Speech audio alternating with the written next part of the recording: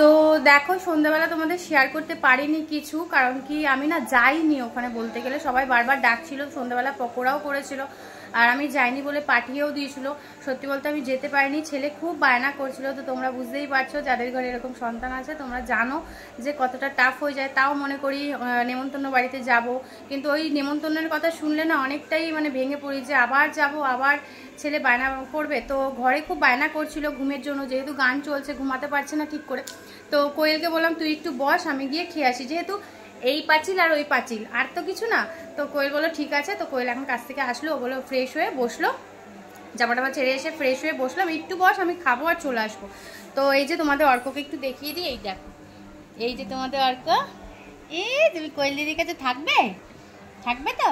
হ্যাঁ হ্যাঁ, তো একটু খেলবে। আমি এখন ওকে এই ফোনে গান চালিয়ে দিয়ে যাব, তো একটু খেলবে। তোমাদের অর্ককে দেখে নিয়েছো, তারপরে ওর খাওয়া হয়ে গেছে, ওকে খাইয়ে নিলাম আগে, খাওয়া হয়ে গেছে। এখন ওকে এসেই আমি চেঞ্জ করেই তারপরে ওকে ঘুম পাড়িয়ে দেবো।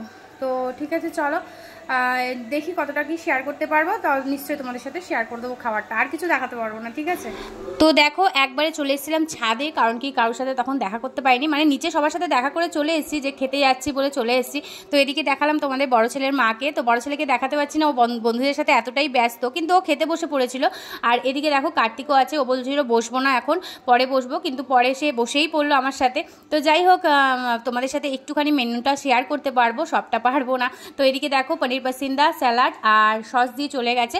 তো কি বলো তো, পিছনে একটা টান রয়েছে না, যে ছেলে কখন কি করছে না করছে, ওটাই চিন্তা ছিল, আর খাচ্ছিলাম। এদিকে দেখো আমার বান্ধবীর বোনের বর ওটা, তো তিনজনে একসাথে এখানে খেতে বসছিলাম, আর ওরা সবাই পরে বসবে, সেই কারণে যেহেতু বাড়ির লোক তো আগে আগে খাওয়াটাও ঠিক না, তো সেই কারণে। তো দেখো এদিকে একটা দিদিভাই চলে এসছে, ওইটা আমাদের পাড়ারই দিদি, আর ওটা দিদির বোন। তো সবার সাথেই তোমাদের সাথে ছোটো ছোটো করে শেয়ার করে দিলাম। আর এদিকে দেখো ডাল দিয়ে দিয়েছে, আলু চিপস দিয়ে দিয়েছে, আর এগুলো তো খাচ্ছে, কিন্তু ওদিকে মনে পড়ছে যে ছেলে তো ওখানে একা রয়েছে, কি করছে না করছে। তো আমার তো এই ঘরের ছাড় ওই ঘরের ছাড় একসাথেই। আর এদিকে দেখো মাছও নিয়ে নিয়েছি, কিন্তু আমি এঁচোর চিংড়ি খাইনি, এঁচোর চিংড়ি ছিল কিন্তু আমি খাইনি, কখন তাড়াতাড়ি করে খাবো, আর আমি বারবার বলছি আমাকে আগে দাও আমাকে আগে দাও। তো যাই হোক আমাকে আগে আগেই সব দিয়ে দিয়েছে। আর এদিকে দেখো কার্তিকও খাচ্ছে, আর আমি এঁচোর চিংড়ি নিয়ে ও নিয়েছিল।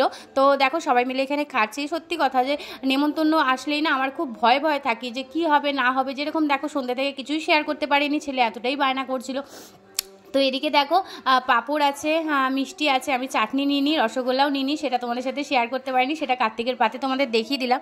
তো আমাদের মতো মায়েরা যারা আছো নেমন্তন্ন বাড়িতে গেলে কীরকম ফিল করো সে একটুখানি আমাকে কমেন্টে জানিও। তো সবাই দেখো এখানে খেতে বসেছি, ওই যে নীল জামা পরাটা হলো ওটা আমার বড় ছেলে। তো যাই হোক সবটাই তোমাদের সাথে শেয়ার করে দিলাম, আর যে খাচ্ছি এখানে, কারণ যতটুকুনি পারবো আগেই বলেছিলাম ততটুকুনি শেয়ার করব, কারণ আমার একটা পিছন টান, বারবার বলবো পেছন টান রয়েছে। ছেলে থাকলে সুবিধা হয়, কিন্তু ছেলে তো একটু কান্নাকাটি করছিল, এই যদি হট্টগোলে যদি আরও কান্নাকাটি করে, সেই জন্যই ওকে নিয়ে আসলাম না। আর এই যে বললাম নেমন্তন্ন আসলেই আমার ভয় লাগে।